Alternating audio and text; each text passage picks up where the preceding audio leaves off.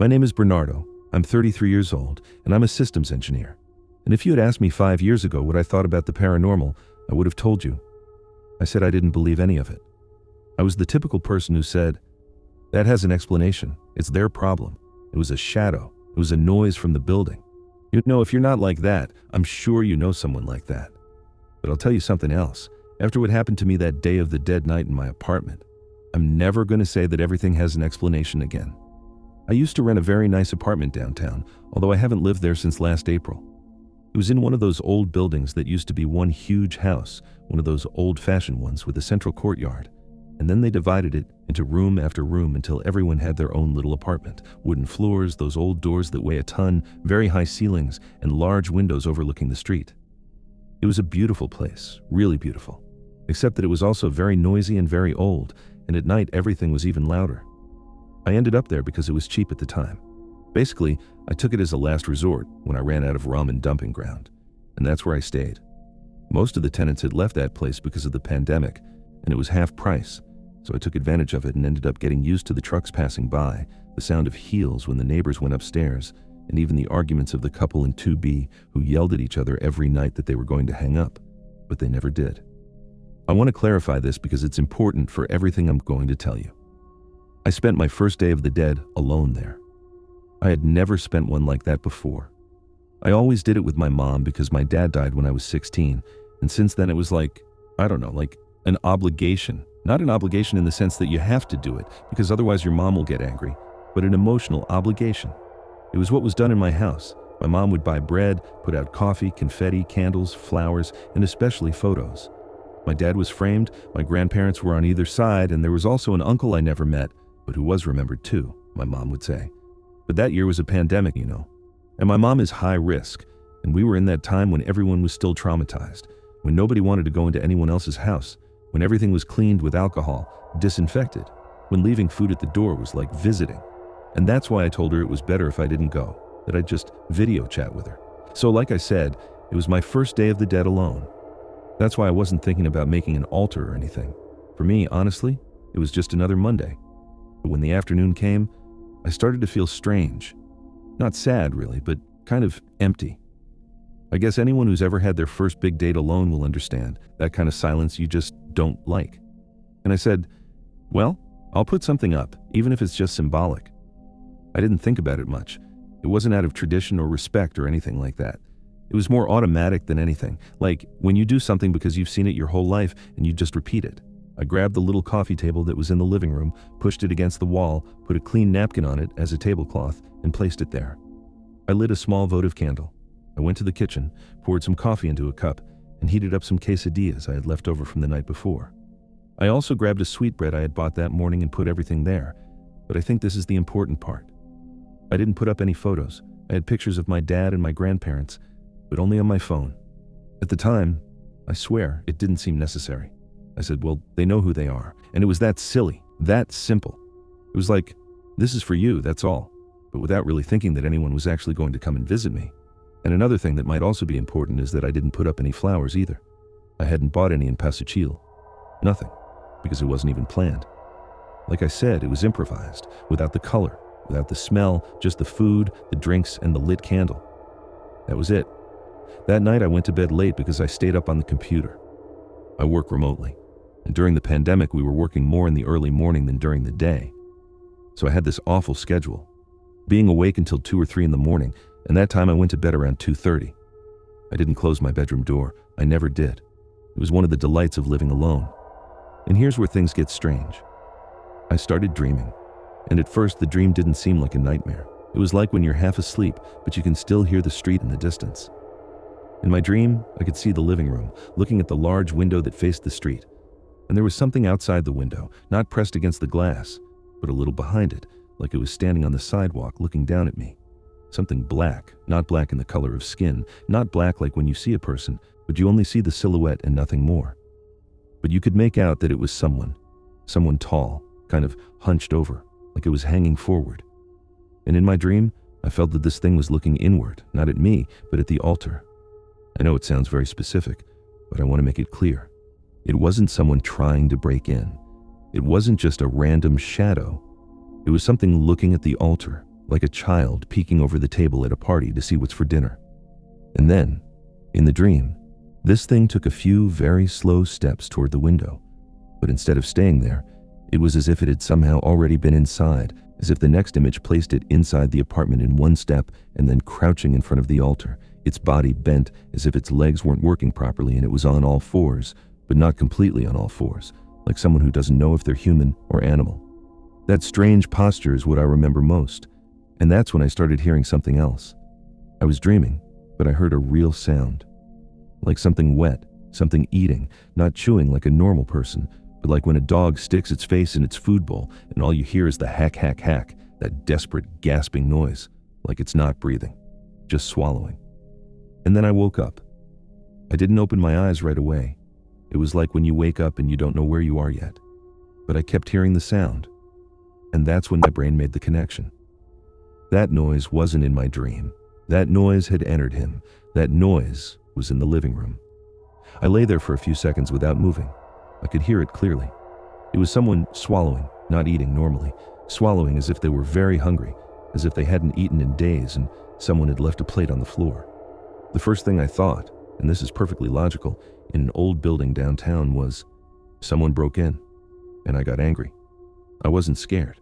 I got angry because I thought it was someone from the same building who had gotten into through its mouth like a sick person, an ugly whistling breath. And every now and then it made a low noise, like a growl of annoyance, not a threat, more like desperation. I froze. That's when I got scared, really scared. But it wasn't a normal person, and it wasn't an animal either. There was no way it could be. It was literally sitting in front of the table with its hands on it in a posture human. That's what scared me the most, the almost human posture. And then, without me making a sound, broke it in to steal food or something, because on top of everything, there was a pandemic. I mean, we were already afraid that anyone could bring it, you know? And I didn't even want to go near a stranger. My room was almost dark. Only a little orange light from the street came in through the hallway window. That light from the old bulbs outside. I didn't turn on the bedroom light because I thought, if I turn it on, I'll scare him. He'd run and maybe jump me or something. And I'm not a fighter. I wasn't going to. I wasn't about to fight anyone at 3 a.m. What I did was get up slowly and walk toward my bedroom door. And that's when I felt fear, not ghostly fear, physical fear. Because when I grabbed the handle, my hand was shaking and I thought, if someone's there, what if they have something, a knife, a razor? What am I going to do? But I was already there, and the noise kept going, swallowing like an animal. I opened my bedroom door very slowly, just enough to peek halfway out, and I stayed there inside without going out into the hallway. I didn't turn on any lights. I just let in the light that came in from outside through the large living room window. And I saw it. I know what I saw. He was standing in front of the altar, in front of my makeshift altar, which wasn't really an altar at all, and he was hunched over, almost curled up, his back rounded, his legs bent in a strange, almost backwards position, as if he didn't quite know how to position himself. His hands were on the low table, and he was putting the food in his mouth, not grabbing it with his fingers and bringing it to his mouth, not shoving it in, but rather smearing the quesadillas all over his face. And I say face, but the truth is, I can't say that what I saw had a normal face. I saw the shape of its head like this. I saw one ear half dragging, and the skin. I do remember that. The skin looked bad, like scraps of skin, like meat that's no longer properly attached, like when you see boiled chicken and it starts to separate into fibers. Sorry about the image, but it's the only thing that resembles it. You could clearly hear that thing breathing. It stopped eating. It stayed still, as if it had realized I was watching it, and very, very slowly it raised its head. I don't know how to explain it to you. Its eyes had no shine. They didn't look like normal eyes with pupils and reflections. They were completely white, like milk, like cataracts, but open for a moment, looking directly at me. That's when I did make a noise. A little breath escaped me, like a tiny ah, but it could be heard throughout the apartment. As soon as it happened, he stopped abruptly, but in a way that wasn't normal.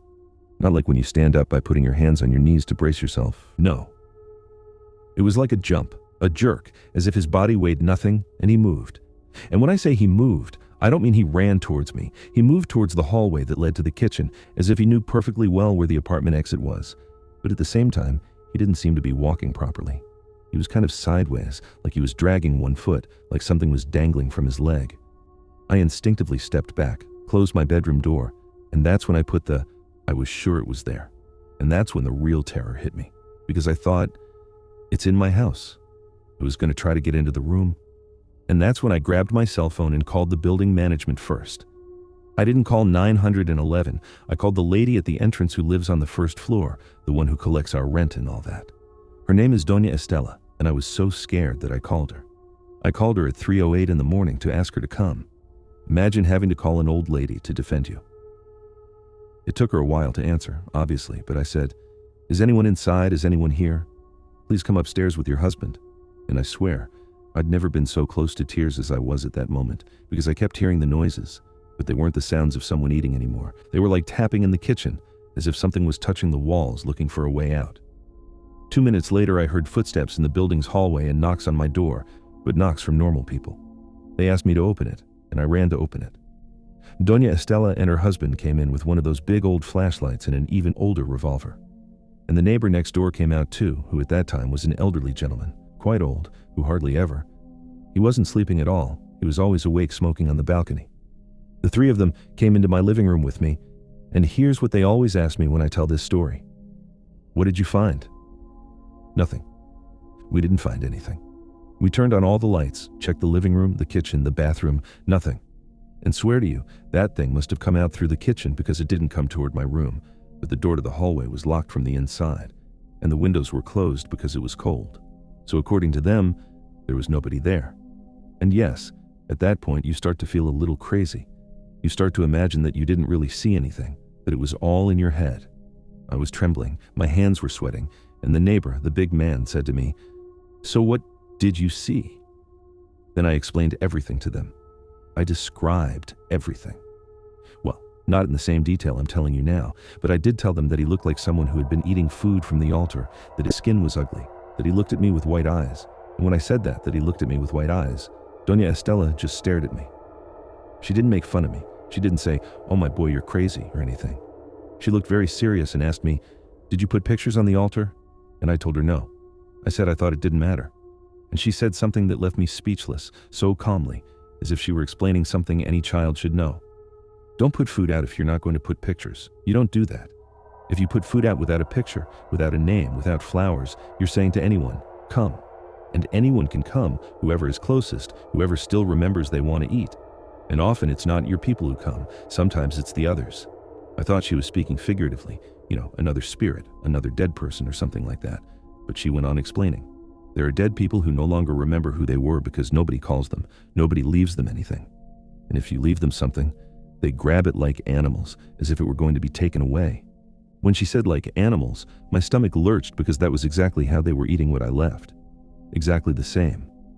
She told me that the altar isn't just for putting food on, that the cenosuchil flower is also to keep out strangers, to keep them from getting close, and that the photo is for the same reason, so that your loved ones will come. That's what she said, your loved ones. And that if you don't put a photograph there, you leave the door open for anyone who might be passing by. And that phrase, whoever is going through it, I'm not going to forget. We sat there for about an hour talking in the living room with the lights on, and I was grateful. I was still in shock. Doña Estela made me coffee in my own coffee maker. Her husband went downstairs and got a bunch of dried flowers from another altar they had downstairs, half-wilted pasuchil flowers, and placed them there next to the cup and saucer, as if that would do any good that very night. I didn't say anything. I was silent, just listening. And before she left, she told me, "Tomorrow, take out that food and clean well, and next year, if you're going to do it right. If not..." The following Day of the Dead, I went to see my mom as soon as I could. And every time I set up an altar, I always put the photos on it. The photos come first. My dad in the center, my grandparents on the sides, and even my uncle, whom I never met. And flowers.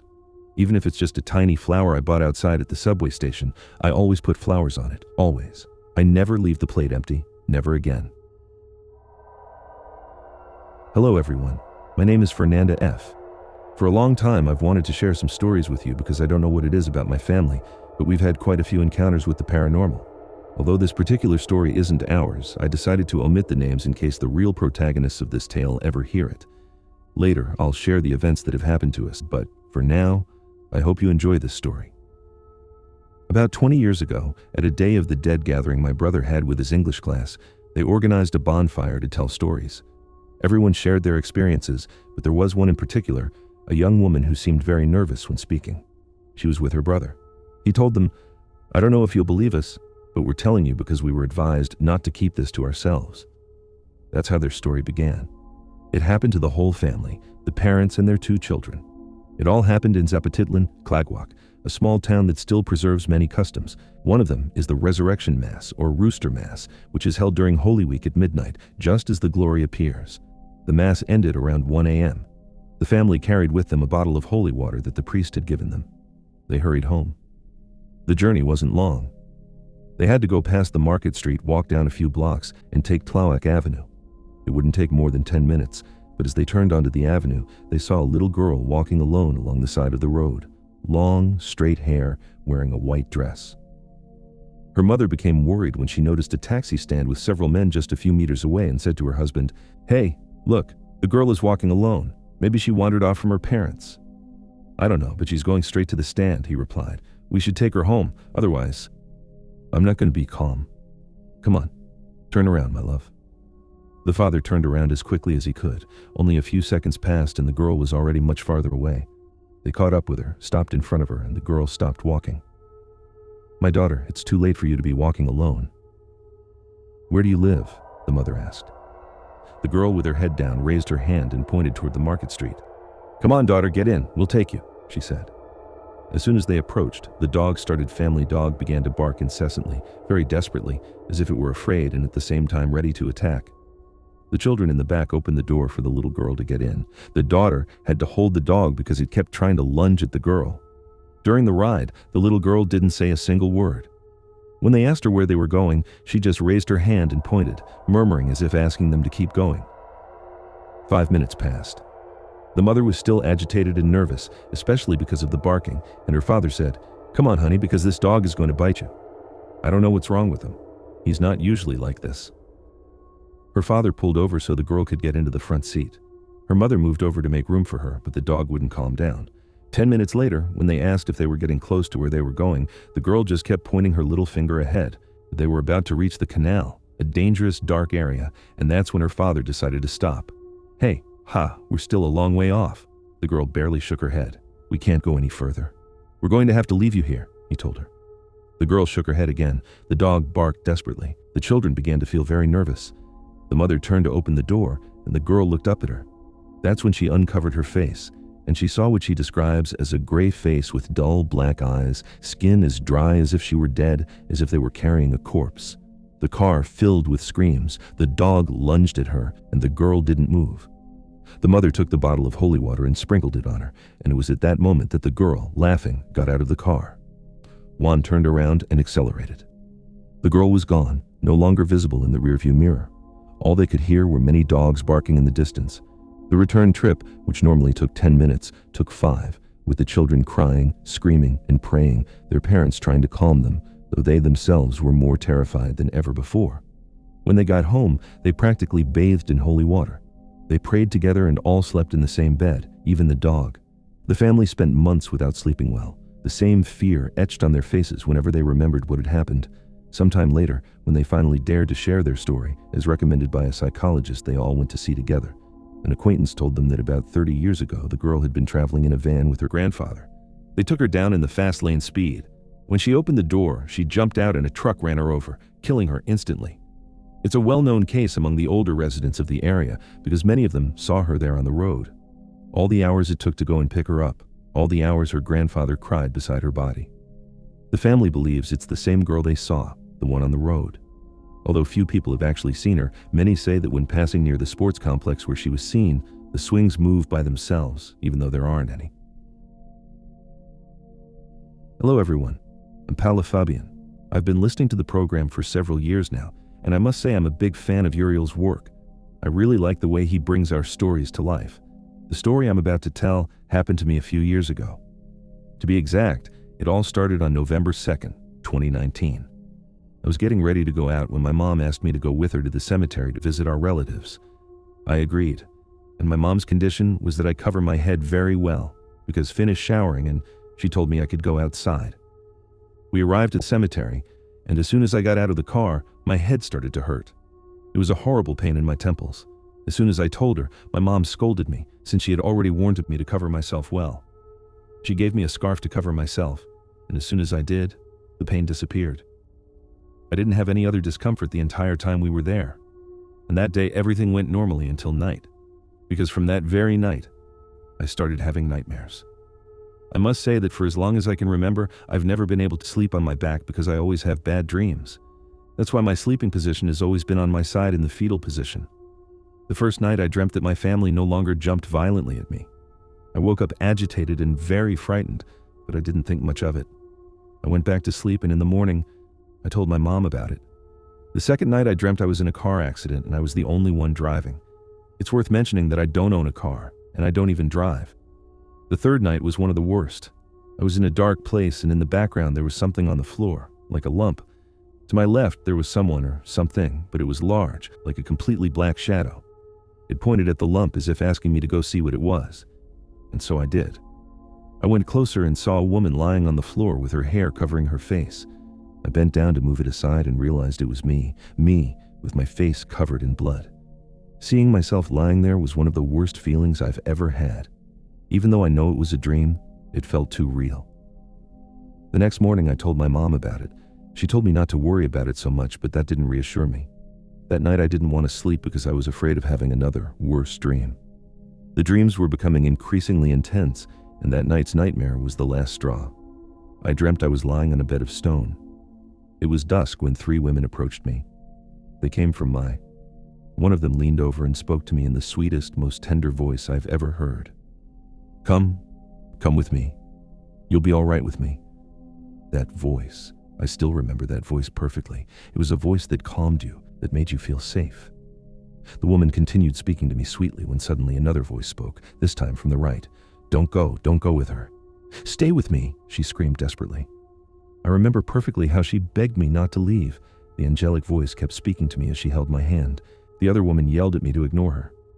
I don't know how I reacted, but I pulled my hand away from that woman's and yelled that I wasn't ready.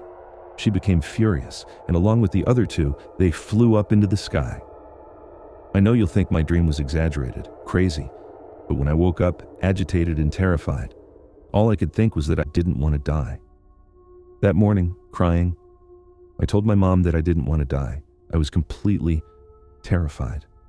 She told me she would take me to one of those women who cure frights, but that we would have to wait until Saturday. I had been having nightmares for 5 nights, 5 nights suffering when I should have been resting. And that night was the worst of my life. I still don't know if it was real or just another nightmare. I'm going to describe what my room was like. It was small, except for a single bed with about 50 centimeters of space on either side, very long, like a rectangle. It had no windows and was extremely dark. It was in the lower part of the house where there used to be a patio. My iron camera was high up, and underneath it I kept a plastic box with shoes I no longer wore. It was between 3:15 and 3:40 in the morning. I was asleep in the fetal position when I felt my body grow very heavy. I felt someone on top of me, and I could hear something moving under my bed. Someone was pushing the box I had down there back and forth. I could hear laughter like children's. When I finally realized what was on top of me, I saw a woman with long black hair and completely dark eyes. She was smiling, her breath foul, revealing rotten teeth. Paralyzed, I cried and tried to scream, but I couldn't. Whatever was on top of me grabbed my face with those disgusting hands, long, dirty nails. It stroked me while mocking me. Then it put its index finger to its mouth, signaling me to be quiet. Shh. That was all I could hear while whatever was under the bed, I told her everything. From the day we went to the cemetery, she told me that something had taken a hold of me, something bad, something that was stealing my energy and causing nightmares. Seeing my cousin's picture, she assured me that this entity had to be removed from the house, that it was too powerful and wouldn't rest until it took me with it. The woman gave me a series of baths with plants and prayers, which I'm going to write down, but you can omit them if you wish, Uriel, so as not to give instructions. Kept moving the box. Community, I know you won't believe this, but it's real. Remembering it makes me feel her hand on my face again, her weight on me. I screamed. I begged for help. I yelled for my mom, but her room was on the 2nd floor and I was sleeping downstairs. Nobody heard me. When I finally managed to move, I felt incredibly sleepy. I couldn't open my eyes, and when I closed them, she was still there. That woman was still in my dreams, but I finally managed to sleep. The next morning I told my mom. Maybe she still didn't believe me, but I begged her to help me. That day, a cousin came to visit. When we were all in the dining room, she stayed in the living room, taking pictures. In one of them, something appeared that made our blood boil. You could clearly see a little girl behind her. Not a silhouette, not a transparent image, a little girl whose identity and purpose no one knew. There were no other children in the house at that time, and only then did my mother believe me. The next day, she took me to the woman we had been recommended. When we arrived, she told me there were a party outside my room, something I couldn't do. But given the time of year, it crossed my mind that perhaps we had visitors from beyond. I stayed in bed listening. Minutes passed amidst voices and shadows, and although I didn't feel afraid, I was impressed. That changed when someone came through the door.